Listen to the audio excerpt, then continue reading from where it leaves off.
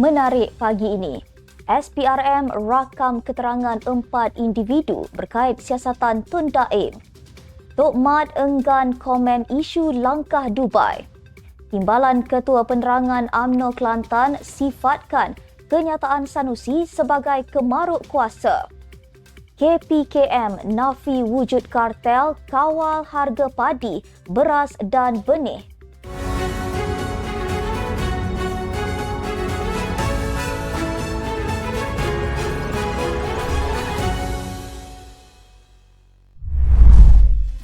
Bismillahirrahmanirrahim. Assalamualaikum warahmatullahi wabarakatuh. Salam Malaysia Madani. Bersama saya Asma Ismail dalam Nextstep News edisi pagi 5 Januari 2024 bersamaan 23 Jamadil Akhir 1445 Hijrah. Sebelum itu jangan lupa untuk subscribe YouTube Nextstep TV dan follow Facebook Nextstep Malaysia.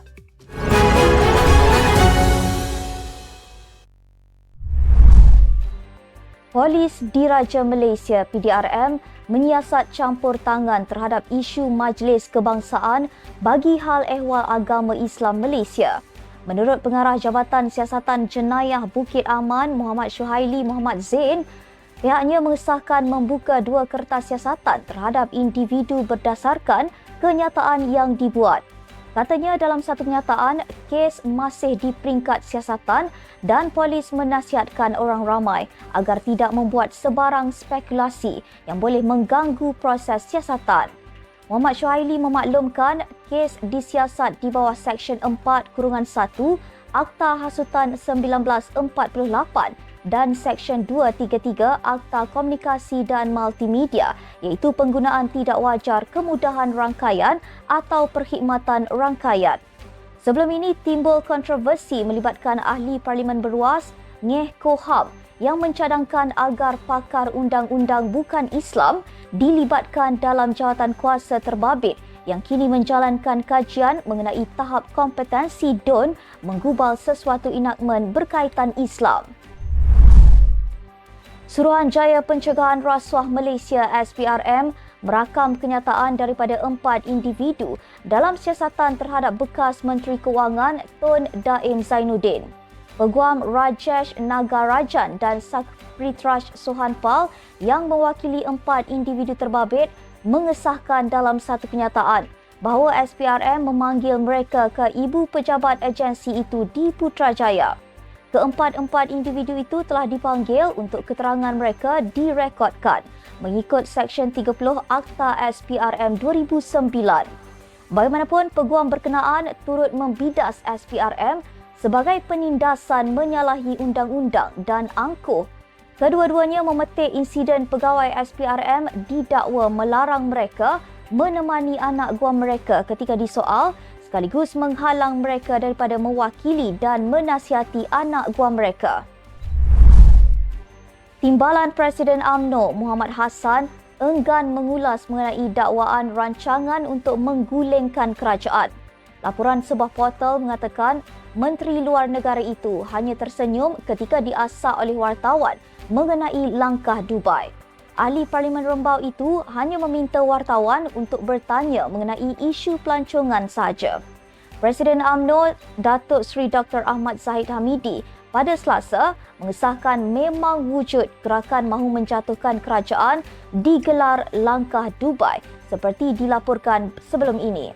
Zahid yang juga timbalan Perdana Menteri berkata langkah itu melibatkan ahli parlimen dari blok kerajaan juga. Tiada komplot untuk menjatuhkan kerajaan. Itu yang ditegaskan Ketua Pemuda Bersatu Armada Wan Ahmad Faisal Wan Ahmad Kamal berhubung isu langkah Dubai.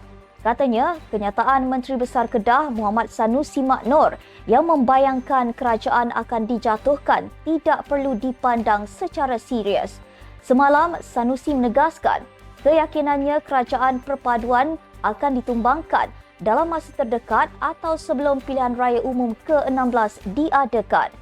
Menurut Sanusi lagi, langkah Dubai itu sebenarnya lebih sesuai digelar sebagai langkah caukit kerana perbincangan menjatuhkan kerajaan sebenarnya sudah berlangsung sejak di Kuala Lumpur.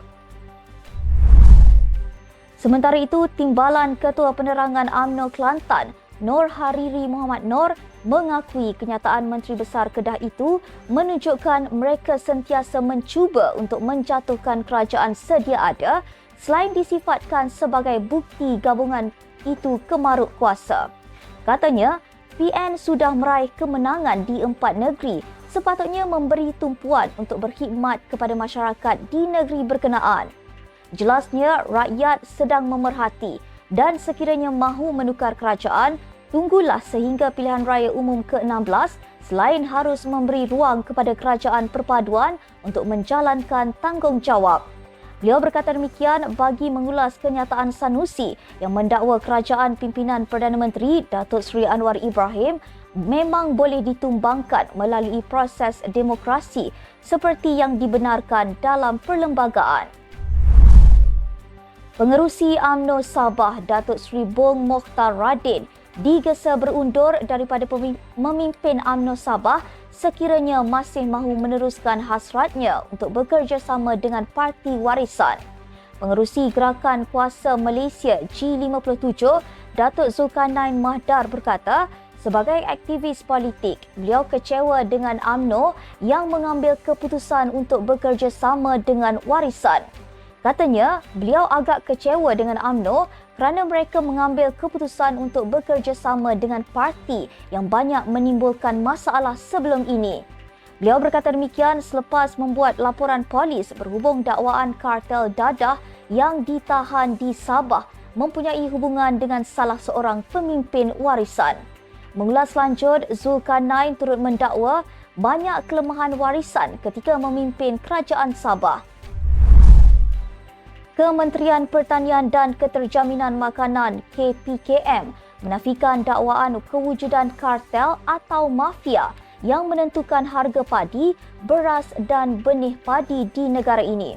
Dalam satu kenyataan, KPKM menjelaskan industri padi dan beras negara dikawal selia oleh Kawal Selia Padi dan Beras KPB melalui Akta Kawalan Padi dan Beras 1994 Akta 522 dan menerusi akta itu, Kementerian melaksanakan aktiviti kawal selia melalui pelesenan dan penguatkuasaan untuk memastikan industri padi dan beras berkembang secara sihat dan teratur.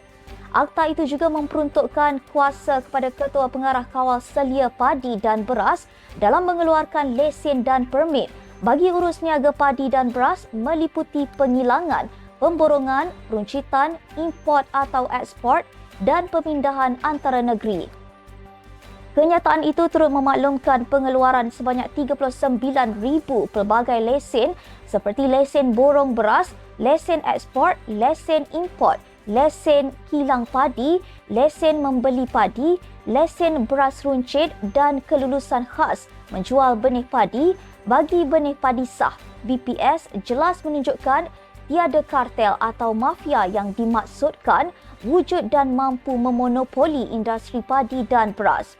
Sekian sahaja untuk edisi pagi ini. Ikuti perkembangan semasa isu-isu panas politik Malaysia setiap hari hanya di Netstep News. Jangan lupa untuk follow Facebook Netstep Malaysia dan subscribe YouTube Netstep TV. Netstep Malaysia menjangkau informasi, mengorak inspirasi. Saya Asma Ismail. Assalamualaikum dan salam sejahtera.